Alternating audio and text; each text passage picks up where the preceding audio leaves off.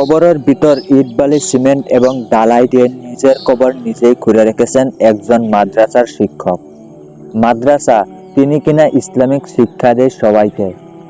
সেই মানুষটা এরকম একটা কাজ করে চাঞ্চল্যের সৃষ্টি করে দিয়েছে।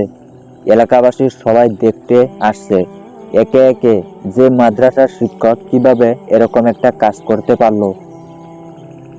যেখানে আমরা সবাই দেখে এসছি যে কবর দেওয়া হয় মাটিতে, মাটি খুঁড়ে 3.5 হাত মাটি খুঁড়ে সেখানে একজন মৃত ব্যক্তিকে শোয়ানো হয়। কিন্তু মাদ্রাসার শিক্ষকে এই লোকটা কিভাবে রড সিমেন্ট এবং ইট বালি দিয়ে ঢালাই করে নিজের এবং নিজের স্ত্রীর কবর মৃত্যুর আগেই খুঁড়ে রেখেছেন। এই বিষয়টা এলে কাতে চঞ্চলে তৈরি করেছে, কারণ এরকম ঘটনাটি কেউ দেখেনি, কেউ কখনো শুনেনি। ভাই, এরকম কিছু আরো এটা ইসলামেও মোটেও জায়েজ না।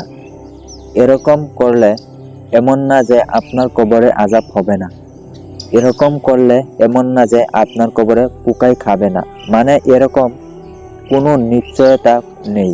তবুও কেন এই লোক এরকম একটা কাজ করে বসলো? আপনারা পুরো ভিডিওর সাথে থাকুন। এই ঘটনাটা কোথাকার সেটা অবশ্যই আমি আপনাদেরকে বলবো।